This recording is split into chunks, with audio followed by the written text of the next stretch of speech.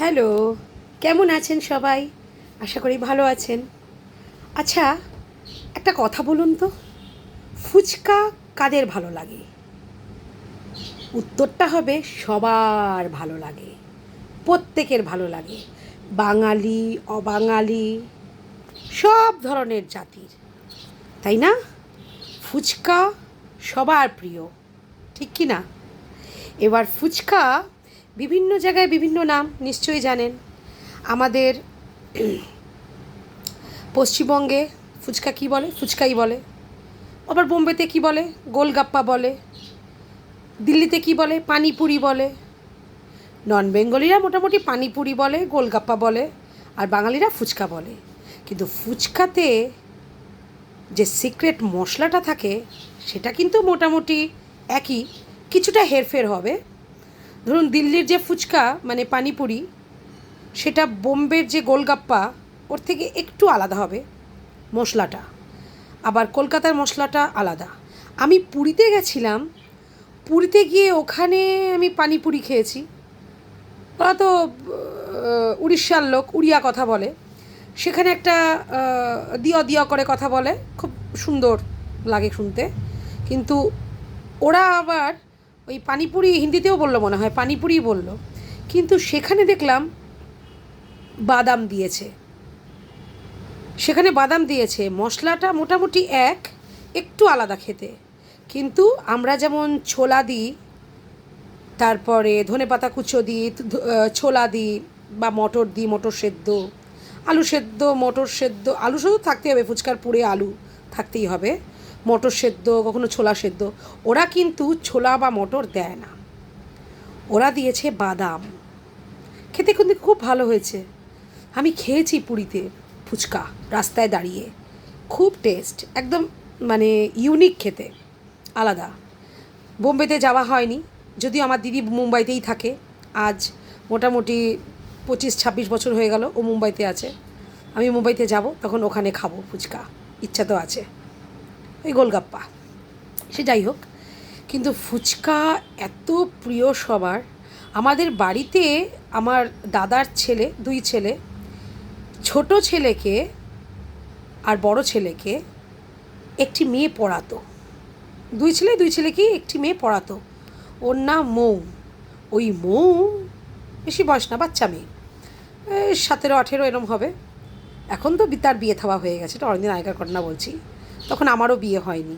হ্যাঁ, এবার কি হয়েছে জানেন, আমাদের বাড়ির থেকে 1 মিনিটের মধ্যেই একটা ফুচকাওয়ালা বসে।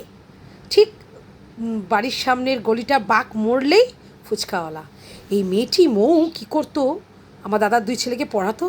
প্রত্যেক দিন সন্ধ্যার সময় যখন পড়িয়ে ফিরতো, তখন ও কী করতো, ও ওখান থেকে ফুচকা খেত রোজ। তা আমি বললাম, কী গো, তুমি রোজ ফুচকা খাও কেন গো? ফুচকা খাওয়া তো খুব টেস্টি, খুব ভালো, সেটা আমি জানি, বাট শরীরের জন্য কি খুব ভালো? তখন বললো, হ্যাঁ গো দিদি, ফুচকা শরীরের জন্যও কিন্তু খুব ভালো। ওই টক জল, মশলা, এটা হজমে সাহায্য করে। হ্যাঁ, এবার ফুচকাওয়ালারা তেলটা নিয়ে একটু ডাউট, তেলটা যদি ভালো দেয় তাহলে ফুচকার থেকে ভালো খাবার নাকি আর কিচ্ছুটি নেই। এতই শরীরের জন্য ফুচকা ভালো। ফুচকার যে ওই মশলা, বাবা আমার এখনই জল চলে এসছে জিভে ফুচকার নাম শুনে। আমি ভীষণ ফুচকা ভালোবাসি।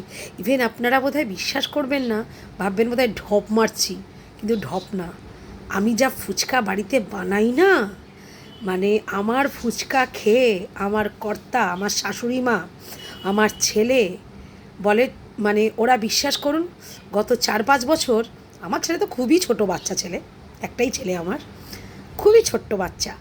এইবার আমার কর্তা আর আমার শাশুড়ি মা আর আমি নিজেও প্রায় 4-5 বছর হয়ে গেল একমাত্র পুরীতে গিয়ে ফুচকা খেয়েছি, এটা ছাড়া, পুরীতে তো কদিন আগে গেছিলাম, ফুচকা খেয়েছি, এটা ছাড়া মানে নর্মালি যে ফুচকা কিনে রাস্তা দিয়ে খাই না, নিজেই বানাই।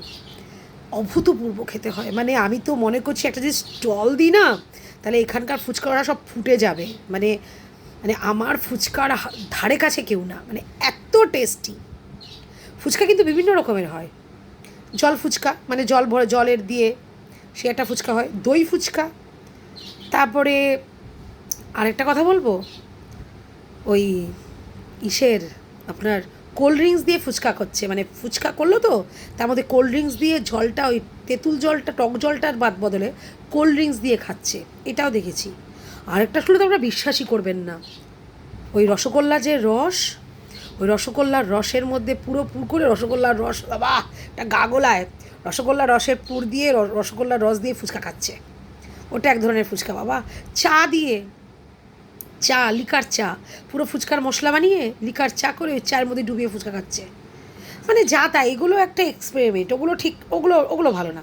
নর্মালি যে ফুচকা মানে খেতে এত সুস্বাদু, আর আমি এত ভালো বানাই, আপনারা কে কে খাবেন বলুন তো, হাত তুলুন।